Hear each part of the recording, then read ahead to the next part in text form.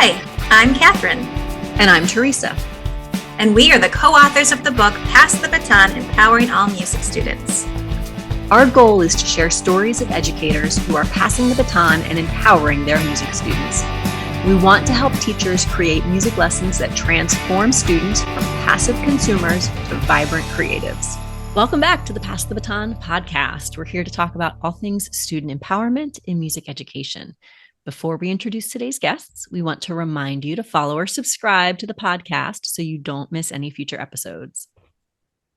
In addition, if you like what you hear today, please consider leaving a rating or review. That's what helps podcasts like Pass the Baton grow.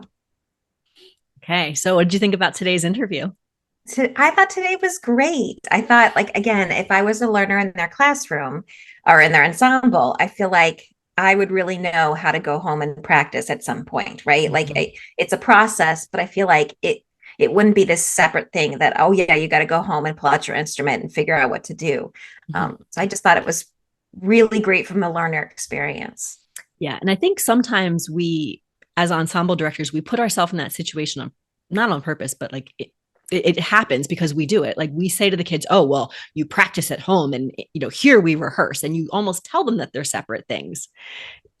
But what we really mean is, we need you to spend that time at home learning your parts. And what Katie and Tracy have done is they have set up this system where the kids really can work on their parts independently and then transition to becoming these independent musicians. Yeah.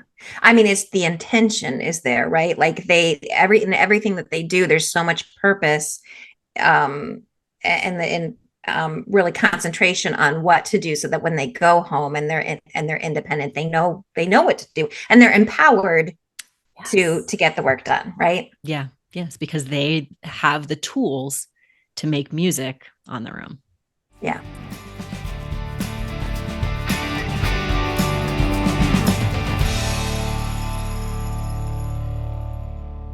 All right. Welcome back, everyone. It's great to be here. And we are joined by two awesome guests that I'm really excited to have the opportunity to talk to. We're here with Katie LaBrie and Tracy Magwire. Did I say that right, Tracy? I didn't ask you before.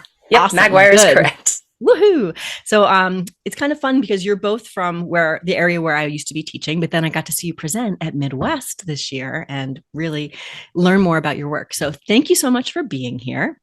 And could you both maybe introduce yourself, tell us about your background, your teaching role? Who'd like to go first? I will.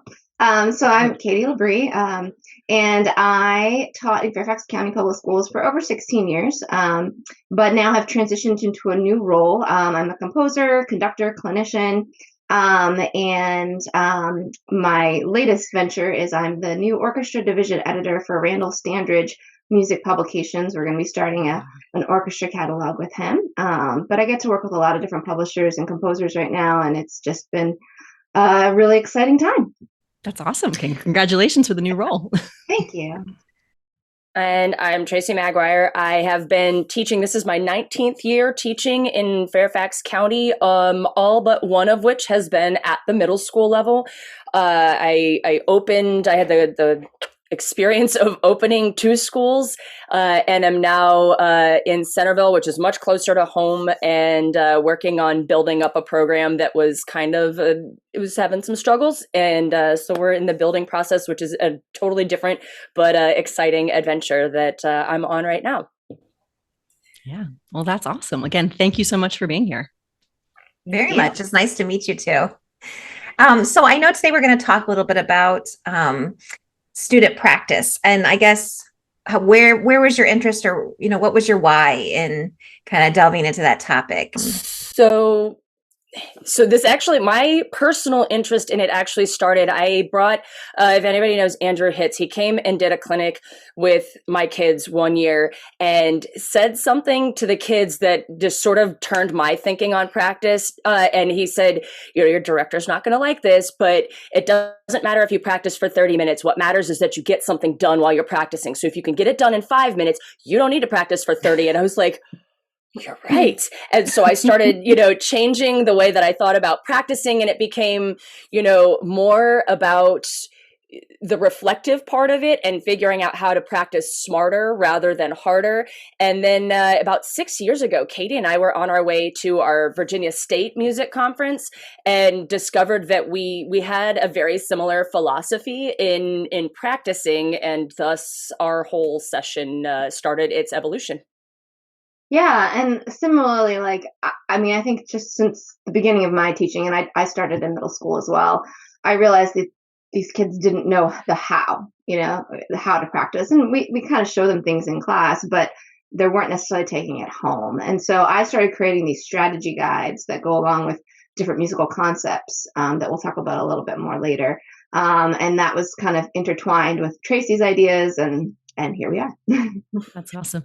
I think that's so important because often we do, as directors, we say, oh, you need to practice for this many minutes, or you need to practice for, this long in a week, but we don't think about like what that actually looks like.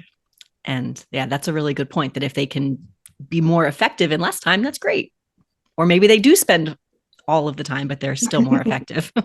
Absolutely. Yes. I also think on the teacher side, what you said about just, meeting somebody else and having these commonalities and being able to talk to each other about it. Like, I feel like sometimes we're by ourselves, and there's so much power in like talking with somebody else and like, let's present on it and learn more about it. And like, there's just so much power in that. It just pushes my own thinking forward so much more too.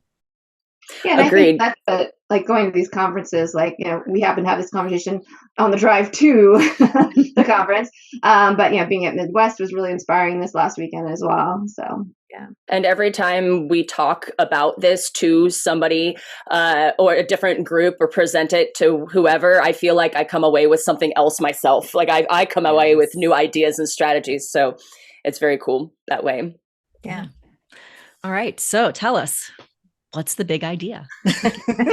Okay, so we wanted to come up with an acronym to help students to work their way through a practice session purposefully. And so what we came up with was IDEA.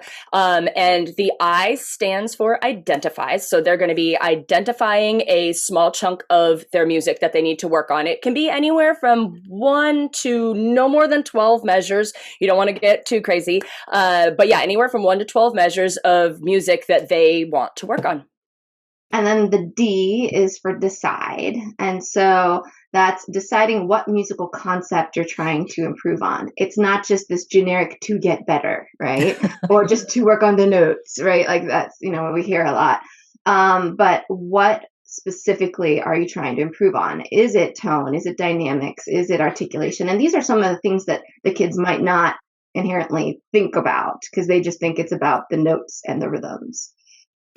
And then once you've got those two steps under your belt, we move on to the E, which was the trickier letter to come up with. So we stretch it a little bit because you're going to execute various strategies. The strategies are the key part here.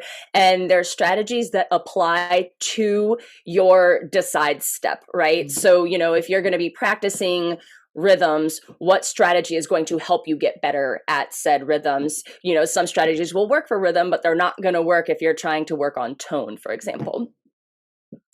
And then A stands for analyze. And so we like to help the kids think a little bit through this process. It's not just did you get it or didn't you, but what are you going to do next? So if you did not like super succeed, is there another strategy you might try? Or maybe you did succeed, but how are you going to maintain that success level between now and say the concert? So that's the big idea in a nutshell as far as the acronym goes. But then along with it, we have quite a lot of materials and things to help students and to help teachers. The first of which Tracy kind of mentioned with that execute portion are these strategy guides. And we have these at a variety of levels. So we have them for more of like the elementary kids, and those are going to be more general strategies, like say chunk it, bring things into small chunks. I always say it kind of funny. I go chunk it, and they're like, go chunk it. It's kind of fun. Or my favorite is to play the spot backwards. And notice I said the spot. It's that part you identified, not the whole piece, right? And so starting with the last measure spot, starting the measure before, and then, building towards that success you've already created, starting the measure before, building towards that success you already created. So the kids tend to like that one. And then the middle school and high school kind of more level strategy guides are divided up by musical concepts. So if they're working on tone, what are some, say, string techniques or band techniques? We have ones for each that, they could do to try to improve their tone. And then once they've, done those specific techniques, because the go-to strategy for many kids that haven't been instructed otherwise is repetition, right? It's like, let me just do it over and over and over again, which, is great if it's correct already, but if you're practicing it wrong, it's going to be permanently wrong. So we want to avoid that. But once they've done the strategies for their concept, then we do the repetition piece. And I like to do that one. One of my favorite strategies is called the penny game. It's the repetition game, where they can line 5 pennies up on their music stand. Or when I teach it in class, I usually do it with like 5 Jolly Ranchers on my music stand. And I'm like, all right, let's play it. And if it's correct, we get to slide one over to the other side. Great. Let's do it again. And if it's correct, we're going to slide another one over. There you go. Katie with the visual. Thank you. And if you make a mistake, all of them go back to the beginning and you have to start over again. The goal being you have to do it 5 times in a row correctly. But the nice thing is when I teach it, of course, you do it with candy. And then when you're done with rehearsal, done with playing, right? Then you get to eat your candy. And this has worked really well for my own kiddo, for sure. Same. That's really fun. What a neat way to make it visual and just to have that little element of play even with it. Yeah. So how are you introducing this to the students? Like so are you, you said you put the Jolly Ranchers on your stand. You're doing these things in class? In class, yeah. So we would say, for example, we're working, because usually it's during a portion of the year where we're working a lot on scale knowledge, right? My advanced groups are learning more scales to get prepared for district auditions, and the younger groups are working on learning a scale to begin with. And so once we get a scale, for example, we'll just, all right, we're going to play the scale up and down, or we'll do it with the chromatic scale. And so we'll demo it up front, and then, everybody gets candy at the end of rehearsal. And then I point out, when you're at home practicing, once you've done your other strategies, this is the repetition phase where you can do this on your own. You don't have to just do it here in class. Yeah. And like for the whole big idea, we do kind of implement it bit by bit. So we start by teaching the kids how to identify and decide. And this is a challenge for a lot of kids. You're going to have kids that are like, oh, I'm perfect. Like I music's easy. I know what I'm doing. And then I point out their pancake hand and, wrist and like say, oh, that's actually affecting your intonation. Let's see if we can, work on your posture here. And so, they start to learn that there's, again, more than just the notes. So first, we teach them that identify and decide structure.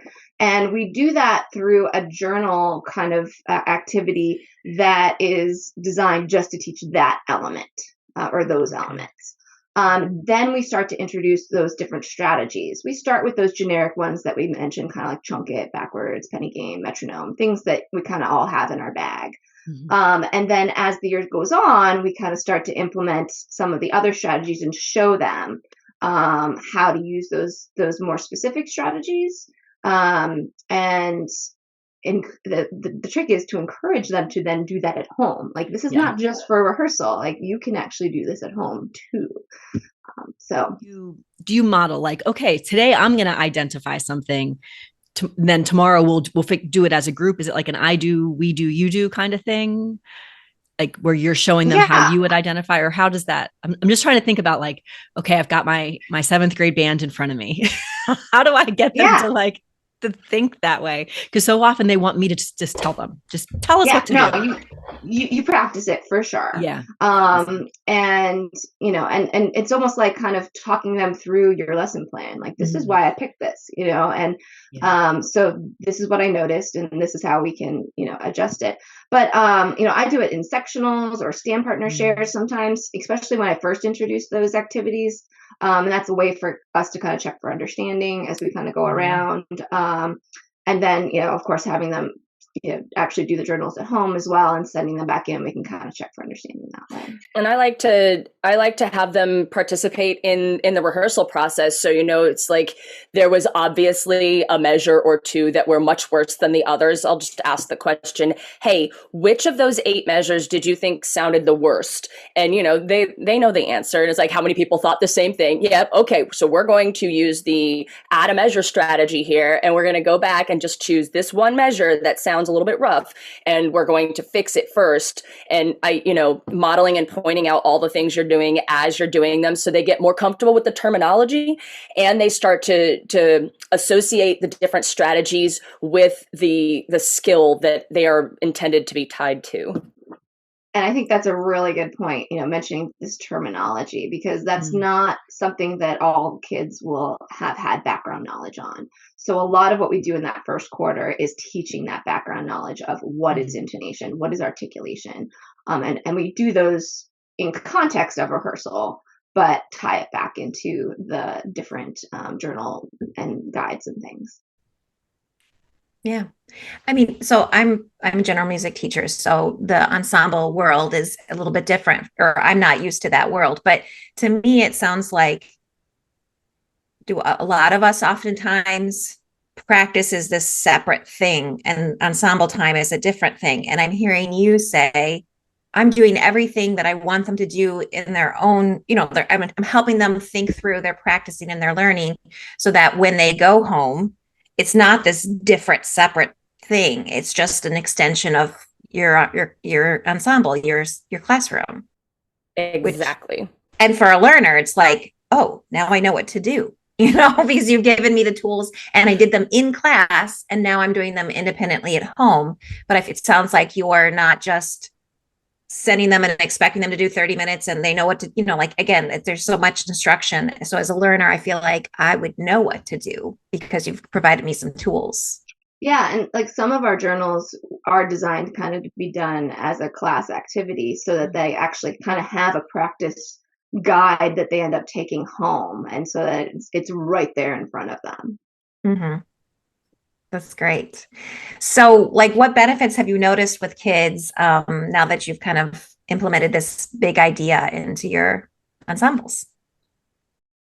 I would say, aside from the obvious, they understand practicing a little bit better, I feel like I have had better engagement in rehearsals. So, because I feel like at least from my historical perspective, as a performer, being in an ensemble is a very set and get kind of or like what's the word I'm looking for? Like, it's just a situation, right? You sit there and your director tells you what to do, you do it, and then they tell you something else, and then you do it.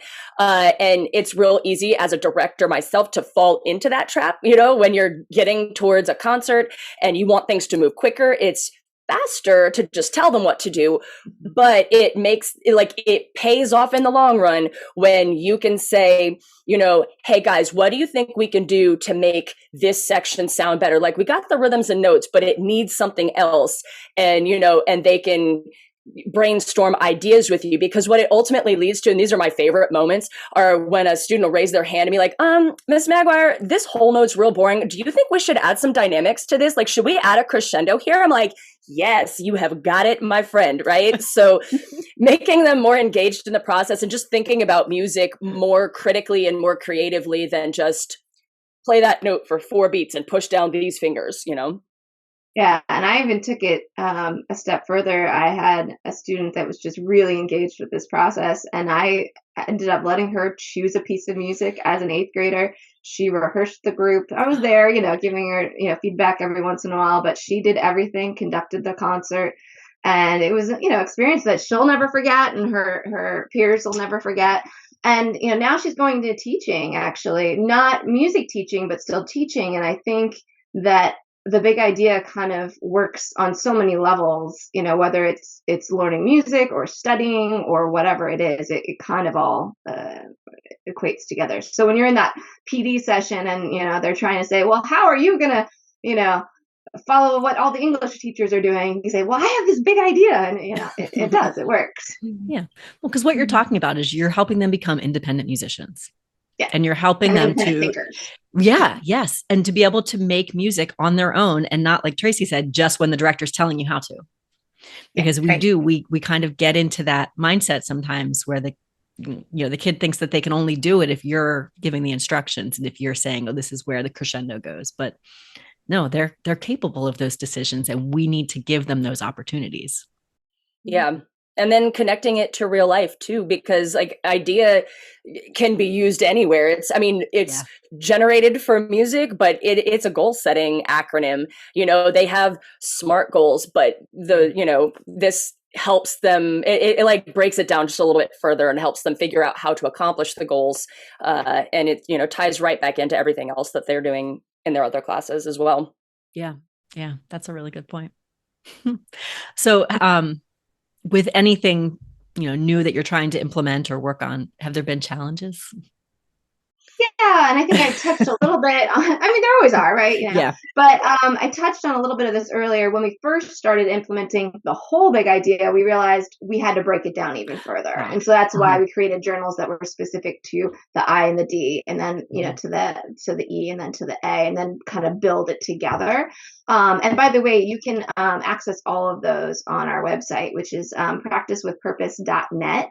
It's all free, and it's all like reproducible and editable, so you can kind of make it your own to make it work for your students.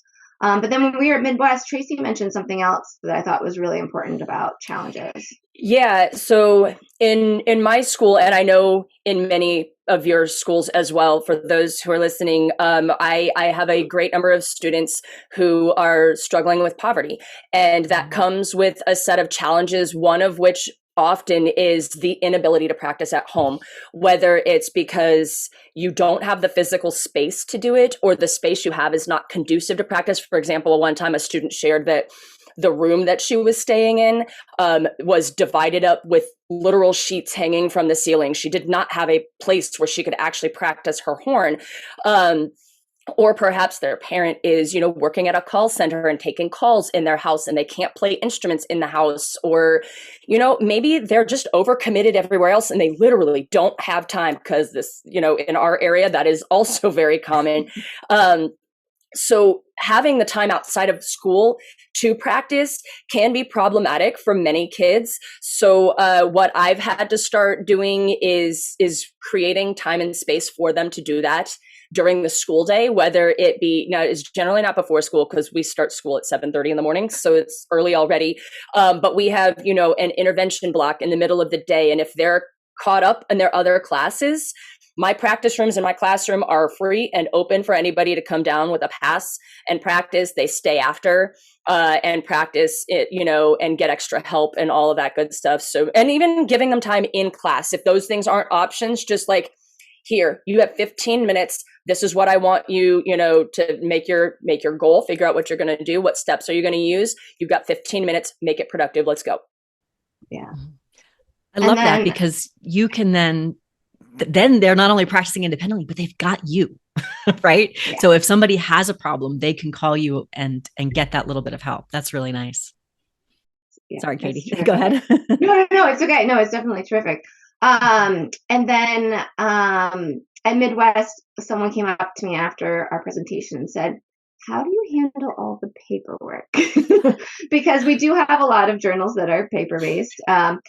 Personally, when I was doing that, I did it through like Google, and I just found that a little faster to do it through Google Classroom. But I often would do what I call practice project every 2 weeks. So it's not like a weekly thing. It's not a daily thing. And some of them, like I mentioned, we have one called the 5-5-5 journal, where they pick 5 spots to work on. They pick 5 strategies they might try, and then they practice for at least 5 days, during the week. And this is more of like one of those pre-planning journals. So it can be an activity that you do in class as a sectional or something. And you can kind of be monitoring that. So it's not as much of like sitting there and reading every single, thing. So that kind of helps a little bit too. Yeah. And if I'm being completely honest and transparent, when I was especially at my previous school where, I was by myself and had almost 200 students in my program, that's just not a realistic number of pieces of paper to grade. I would not read every word. Sometimes it'd be like, I read a couple and be like, okay, you got it. Move on to the next one. It's so it's okay to do that. You don't have to read every single one of their things unless you have the time, in which case more power to you. And then, sometimes you can mix it up. You don't have to do the long written assignments, because let's be real, the kids don't want to do all the written. They have to do written assignments for everyone. So if you can get away from those every once in a while, it's real helpful. So we'd do things like practice bingo is always a hit, especially with 7th graders. When they're in 8th grade, they're a little bit too cool for practice bingo. But at least that's what I've found. But I always do it, a lot of times I'll do it before the holidays or before spring break or something like that, where I give them a bingo chart and each box is some silly location to practice.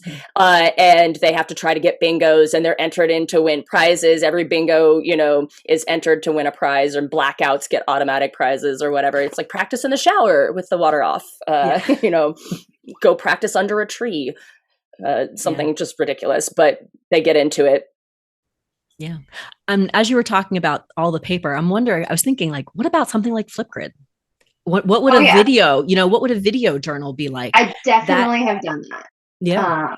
And I've done it different ways. So often, because with Flipgrid, you can have private ones and then open ones. So the public ones, I'll have them just talk about what, just tell us, identify, decide, and execute and analyze. Just tell us what spot they're going to work on and why and what strategies they might use. And so then other kids can go, oh, you know what? I struggle with that part too. That's a really good strategy for me to use. And so they can kind of play off each other that way. But then the actual playing piece I keep separate, and then they show me how they worked through that. So that's definitely one of the strategies that we use as well. Yeah.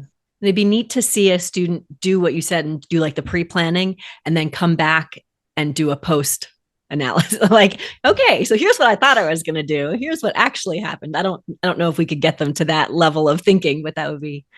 Oh no, for sure. It'd be cool to see that thought process. Yeah. Cool. So I think you had a website you talked about, which sounds like there's a lot of maybe some ideas to look at, but what can teachers do tomorrow? Lots of ideas, lots of resources. Now, the whole process, like we designed it to start at the beginning of the year, but if you haven't started it yet, that's okay. You can start tomorrow and still be successful with it. You just start with teaching. So,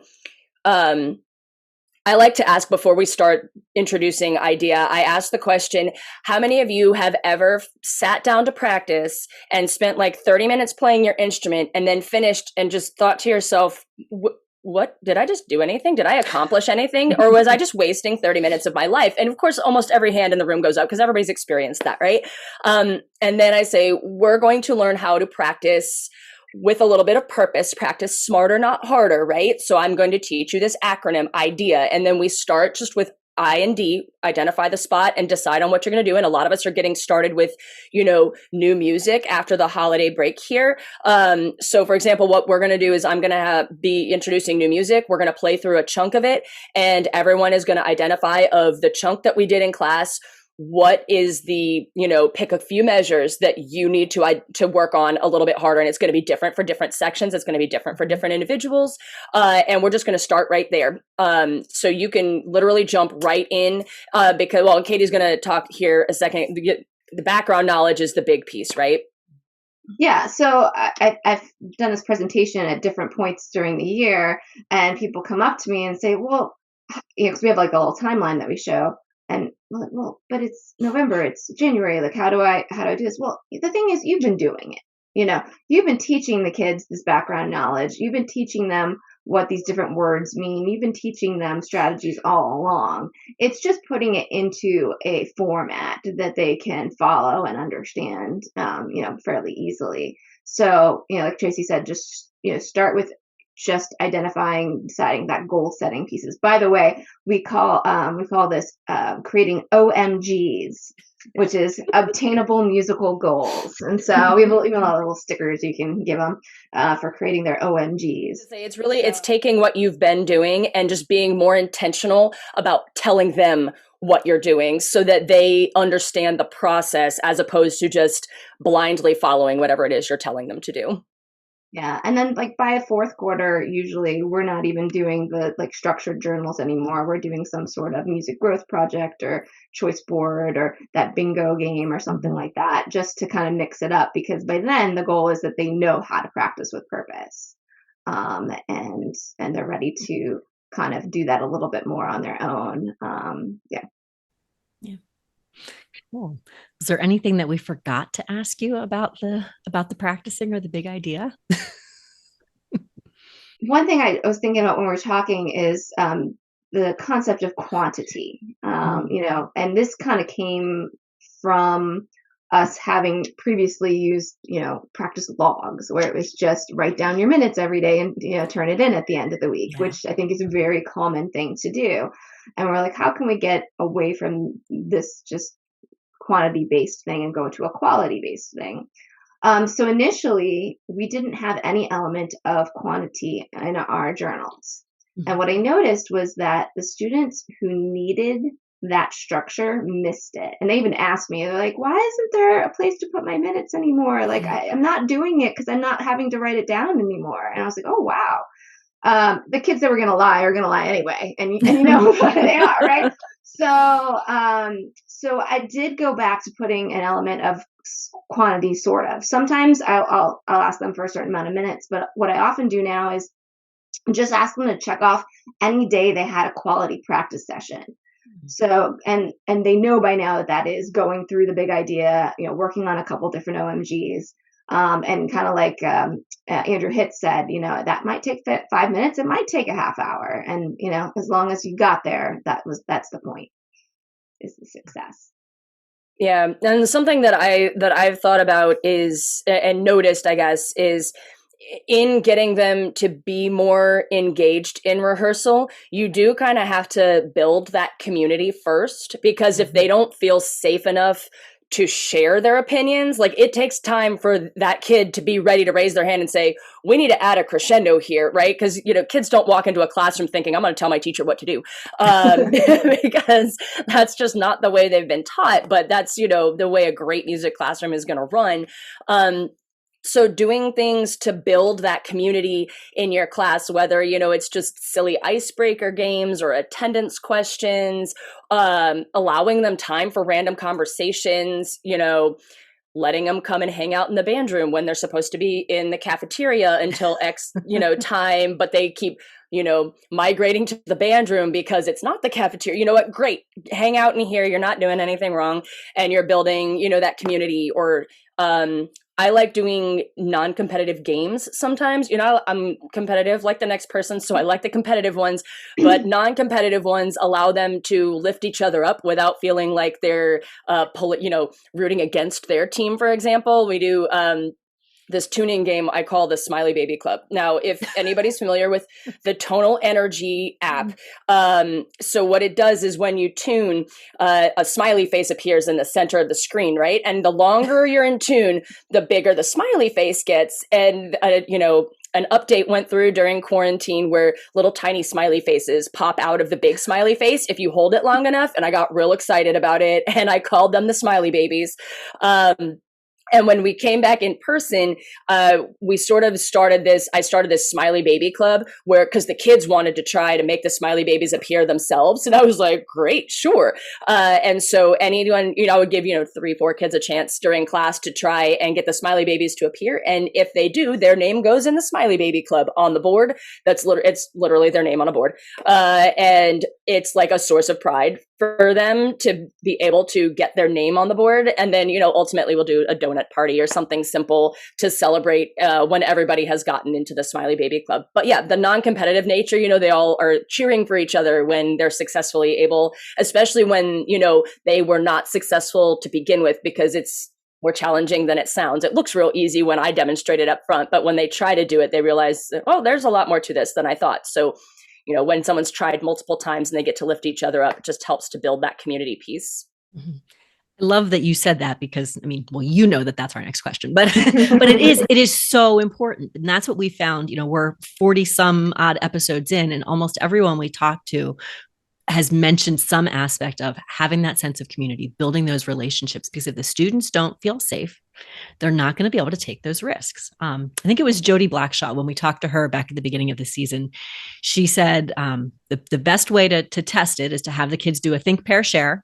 And if your room is quiet, they don't feel safe. If they don't feel safe, just turning to the neighbor and talking, and then she's like, you have to start there. So I think what you're talking about makes so much sense for this as well. We need them to be vulnerable. We need them to take a risk and to try something. And if they don't feel like they're part of that community, we've got nothing. Katie, do you have any community thoughts to add? Like any other ways that you've built community in your classes? Yeah, I mean, similar types of things that Tracy does. The class that always had the lunch period for me, we would order pizza about once every 2 weeks or so. They would order at the beginning. They bring money, and I just order it, and so then they would end up staying for lunch, and it became a thing. Like they wanted to be in the class that was that period, so they would get that year. I've also worked with high schoolers where they were just so stressed with APs and IBs and all these different acronyms, SATs. And there was just days where I'm like, you know what? You guys need to be kids for a second. And I took them out on the football field, and I brought a ball, and we played Red Rover and whatever. I will mention, though, that make sure they haven't just reseeded the field before you go outside, because you might get in trouble. But for the kids, it was great. And I had parents writing me, and I was worried when I got the emails that they're going to say, why aren't you rehearsing? But they were like, thank you. Thank you for letting the kids be kids. The kids actually asked if they could do their homework if we weren't going to rehearse. And I said, no.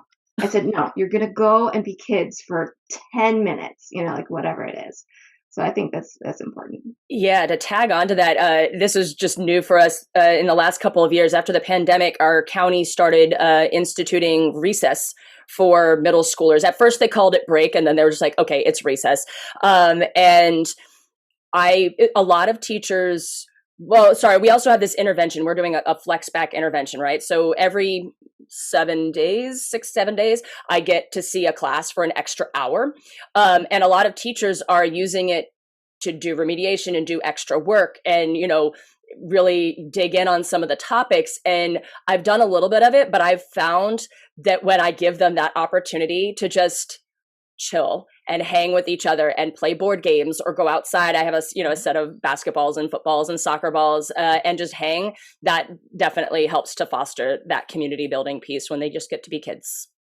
I had that same kind of flex back thing before the pandemic, and I had a social committee. I had president, different council members, but we had a social committee, and their job was to plan our flex backs, because I thought that the social emotional learning aspect of it, even before the pandemic, was going to be more useful for a time. We weren't allowed to teach anything new.